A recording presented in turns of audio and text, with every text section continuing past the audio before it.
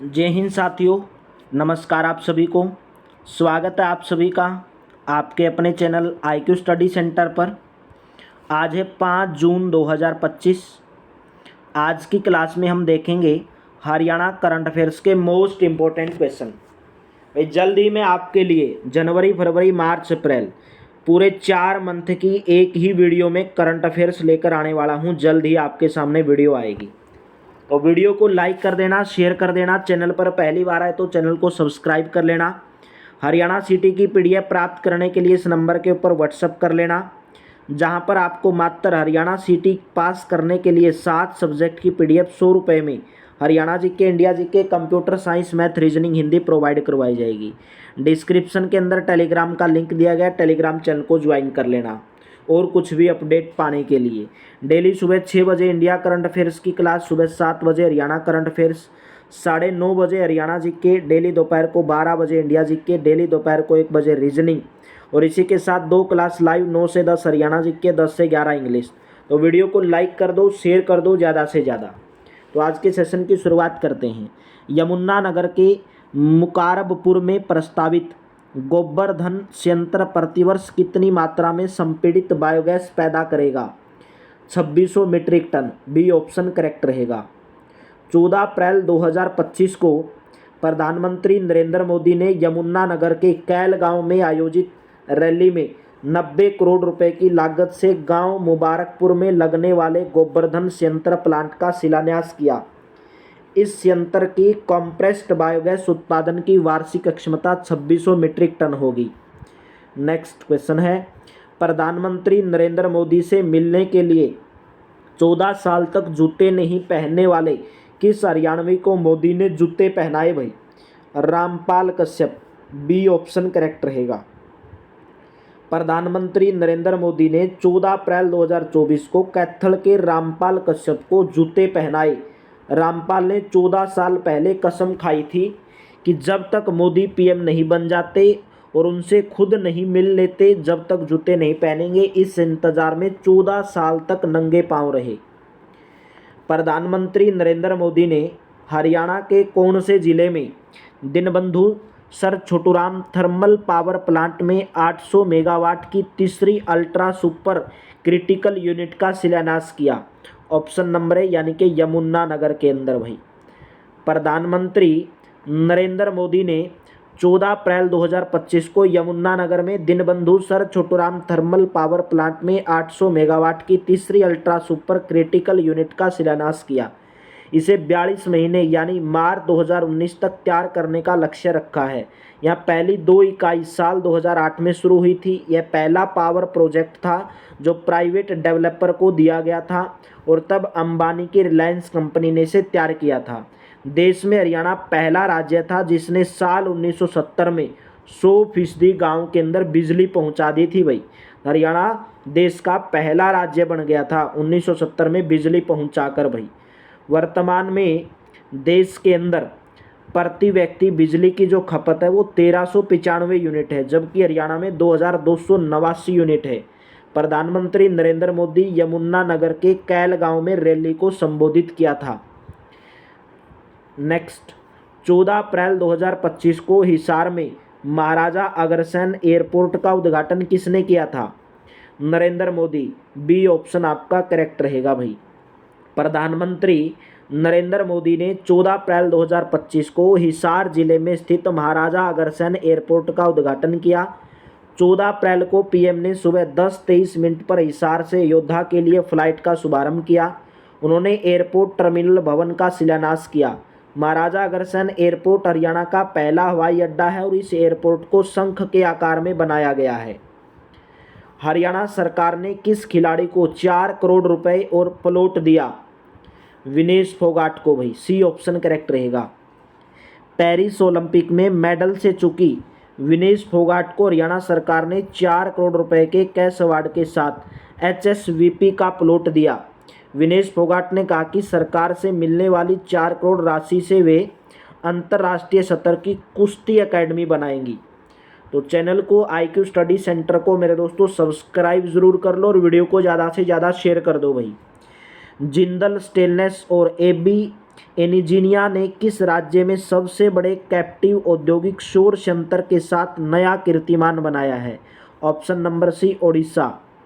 Jindal stainless steel जो company है और स्वच्छ ऊर्जा समाधान क्षेत्र की अग्रणी कंपनी जिसका नाम है एबी एनर्जिया सॉल्यूशंस प्राइवेट लिमिटेड, दोनों ने मिलकर ओडिशा के जाजपुर में जिंदल स्टेनलेस की विनिर्माण इकाई में एक अग्रणी सौर ऊर्जा परियोजना की सफल स्थापना और कमीशनिंग की घोषणा की। इस अभूतपूर्व पहल की कुल क्षमता 300 मेगावाट से अधिक है, जो इसे उड़ीसा में एक ही औद्योगिक परिसर में सबसे बड़ा कैप्टिव सौर ऊर्जा संयंत्र बनाती है। एबी एनर्जिया के साथ साझेदारी में जिंदल स्टेनलेस द्वारा अपनी जाजपुर इकाई में स्थापित सौर ऊर्जा संयंत्र में 7.324 मेगावाट का फ्लोटिंग सोलर प्लांट और 23.02 मेगावाट का रूफटॉप सोलर सिस्टम शामिल है। यह अत्याधुनिक संयंत्र प्रत्येक वर्ष लगभग 44.3 मिलियन यूनिट हरित ऊर्जा उत्पन्न करने में सक्षम है। पीएम कुसुम योजना में सोलर पंप लगाने में देश में हरियाणा कौन से नंबर पर रहा? दूसरे नंबर पर। हरियाणा पीएम कुसुम योजना में सोलर पंप लगाने में देश में महाराष्ट्र के बाद जो है हरियाणा दूसरे नंबर पर है भाई। अप्रैल 2025 तक 1.52 लाख ट्यूबवेल सोलर से चल रहे हैं। इसे राज्य सरकार को किसानों को सस्ती बिजली सप्लाई करने के बदले डिस्कॉम को दी जाने वाली सब्सिडी में 1200 करोड़ रुपए की बचत हो रही है। सोलर पंप से राज्य में लगभग 1.29 लाख एकड़ भूमि संचित हो रही है। अहम शिवम नामक पुस्तक के लेखक कौन हैं? अहम शिवम पुस्तक नामक जो लेखक हैं उनका नाम है doctor Raj Nehru. Option number ए। पलवल जिले में स्थित श्री विश्वकर्मा कौशल विश्वविद्यालय पलवल के कुलपति हैं डॉक्टर राज नेहरू ने कश्मीर शैव दर्शन पर आधारित अहम शिवम नामक पुस्तक लिखी है। देश में पंचायत उन्नति सूचकांक में हरियाणा की किस पंचायत को 9वां स्थान मिला? संजौली। Option number A. कहाँ पर पड़ता है संजौली? पानीपत के अंदर। पंचायत उन्नति सूचकांक में पानीपत के बापोली खंड का संजौली गांव देश भर में 9वें स्थान पर रहा है। टॉप 10 में रहने वाला यह हरियाणा का इकलौता गांव है।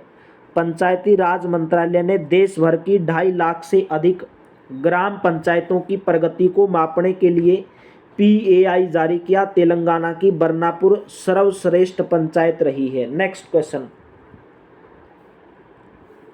हरियाणा सरकार ने अग्निवीरों को पुलिस भर्ती में कितने % आरक्षण देने का फैसला लिया? 20%। बी ऑप्शन करेक्ट रहेगा। हरियाणा राज्य पुलिस की भर्ती में प्रदेश के अग्निवीरों को 10 से बढ़ाकर 20% आरक्षण प्रदान किया जाएगा। इसी तरह से वन विभाग में फॉरेस्ट गार्ड, जेल वार्डर और खनन गार्ड की नौकरी में भी अग्निवीरों को 10% आरक्षण का प्रावधान है। हरियाणा पहला राज्य है जिसने अग्निवीरों को नौकरी देने का प्रावधान किया है। नेक्स्ट। हरियाणा के कौन से जिले के पर्वतारोही नरेंद्र कुमार ने नेपाल की माउंट अन्नपूर्णा की चोटी पर तिरंगा फहराया? Option number C Hisar. Hisar जिले के गांव मिंगनी खेड़ा के 28 साल के पर्वतारोही नरेंद्र कुमार ने नेपाल की 8091 मीटर ऊंची माउंट अन्नपूर्णा चोटी पर तिरंगा फहराकर देश का नाम रोशन किया। नरेंद्र ने 25 मार्च 2025 को चढ़ाई शुरू की और 7 अप्रैल 2025 को सुबह 10:30 बजे शिखर पर तिरंगा फहरा दिया। यह दुनिया की 10वीं सबसे ऊंची चोटी 8091 मीटर है। नरेंद्र इससे पहले भी कई ऊंची चोटियों को फतेह कर चुके हैं। 16 मई 2022 को उन्होंने माउंट लोहोत्से पर तिरंगा फहराया जो दुनिया की चौथी सबसे ऊंची चोटी है। अफ्रीका की सबसे ऊंची चोटी जिसका नाम है माउंट किलिमंजारो, उन्होंने 5 दिन में 2 बार फतेह कर वर्ल्ड रिकॉर्ड बनाया। 15 अगस्त 2021 को हिमाचल की यूनम पीक पर 151 फीट लंबा तिरंगा फहराकर आज़ादी के 75वें वर्ष का जश्न मनाया। किस राज्य को बच्चों के आधार नामांकन में सर्वश्रेष्ठ प्रदर्शन करने वाले राज्य की श्रेणी में प्रतिष्ठित पुरस्कार से सम्मानित किया गया? हरियाणा को सम्मानित किया गया। केंद्र सरकार के द्वारा एक बार फिर आधार नामांकन में हरियाणा सरकार के सराहनीय प्रयासों को मान्यता देते हुए भारतीय विशिष्ट पहचान प्राधिकरण यानी कि UIDAI के द्वारा नई दिल्ली में आयोजित आधार संवाद कार्यक्रम में हरियाणा को बच्चों के आधार नामांकन में सर्वश्रेष्ठ प्रदर्शन करने वाले राज्य के लिए प्रतिष्ठित पुरस्कार से सम्मानित किया है। हरियाणा को यह पुरस्कार यूआईडीआई द्वारा केंद्रीय इलेक्ट्रॉनिक्स एवं सूचना प्रौद्योगिकी मंत्री अश्विनी वैष्णव की उपस्थिति में आयोजित एक समारोह के दौरान प्रदान किया गया। नेक्स्ट, हरियाणा के किस 6 वर्षीय छात्र ने 23 मिनट 59 सेकंड में झंडों की ड्राइंग बनाकर इंडिया बुक ऑफ रिकॉर्ड में अपना नाम दर्ज कराया है? राइट ऑप्शन रहेगा भाई Udayveer, option number A correct रहेगा। ठीक है। फतेहाबाद जिले के दूसरी कक्षा के छात्र 6 वर्षीय उदयवीर ने पेंसिल कलर का प्रयोग करते हुए सबसे तेज 23 मिनट 59 सेकंड में 50 देशों के झंडों की ड्राइंग बनाई और बनाकर India book of world record में अपना नाम दर्ज कराया भाई। उदयवीर की इस उपलब्धि पर इंडिया बुक ऑफ रिकॉर्ड संस्था ने उसे सर्टिफिकेट और मेडल भी दिया है। नेक्स्ट क्वेश्चन है, एच क्रीवी यानी कि हरियाणा कृषि विश्वविद्यालय के किस क्षेत्रीय अनुसंधान केंद्र को मूंगफली में उत्कृष्ट अनुसंधान और विकास कार्यों के लिए सर्वश्रेष्ठ वॉलंटियर केंद्र पुरस्कार मिला है? राइट ऑप्शन रहेगा ऑप्शन नंबर सी क्षेत्रीय अनुसंधान केंद्र बावल भाई। सी ऑप्शन आपका यहाँ पर करेक्ट रहेगा। हरियाणा कृषि विश्वविद्यालय हिसार के क्षेत्रीय अनुसंधान केंद्र बावल को मूंगफली में उत्कृष्ट अनुसंधान और विकास कार्यों के लिए सर्वश्रेष्ठ वॉलंटियर केंद्र पुरस्कार मिला है। यह पुरस्कार मूंगफली की उन्नत किस्म GNH 804 विकसित करने पर मिला है। नेक्स्ट क्वेश्चन की बात करेंगे, हरियाणा में अप्रैल 2025 तक कितने राज्य स्तरीय स्टेडियम हैं? राइट ऑप्शन बन जाता है ऑप्शन नंबर ए 3 राज्य स्तरीय स्टेडियम है। प्रदेश में अप्रैल 2025 तक 3 राज्य स्तरीय, 21 जिला स्तरीय, 25 उपमंडल यानी कि उपमंडल के स्तर पर पूछा जाए तो 25 स्टेडियम है, जिला स्तर पर 21 स्टेडियम है, राज्य स्तर पर 3 राज्य स्तरीय स्टेडियम है, 163 राजीव गांधी खेल परिसर है और 245 मिनी ग्रामीण स्टेडियम है। इसके साथ ही करीबन 1500 नर्सरियां हरियाणा में, जिनकी संख्या 2025-26 वित्त वर्ष में बढ़ाकर 2000 करने का टारगेट लेकर चला जा रहा है। ठीक है, तो आज की क्लास में इतना ही। क्लास कैसी लगी कमेंट बॉक्स में ज़रूर बताएंगे। अच्छी लगी तो लाइक कर देना, शेयर कर देना। हरियाणा सिटी की PDF प्राप्त करने के लिए इस नंबर के ऊपर व्हाट्सअप कर लेना, जहां पर आपको मात्र हरियाणा सिटी पास करने के लिए 100 रुपये में 7 subject Haryana GK, India GK, computer science, math, reasoning, Hindi provide करवाई जाएगी। डिस्क्रिप्शन के अंदर टेलीग्राम का लिंक दिया गया है, PDF के लिए टेलीग्राम चैनल को ज्वाइन कर लेना। हरियाणा सिटी की अलग से PDF प्राप्त करना चाहते हो तो 70 रुपीज़, इससे अलग मिल जाएगी 100 रुपये से। अगर सभी प्राप्त करना चाहते हैं तो 170। अगर अलग से हरियाणा की प्राप्त करना चाहते हैं 2 साल की करंट अफेयर्स, वो आपको 70 रुपीज़ में। तो चलिए मेरे दोस्तों, thank you, have a nice day. मिलते हैं कल की क्लास में।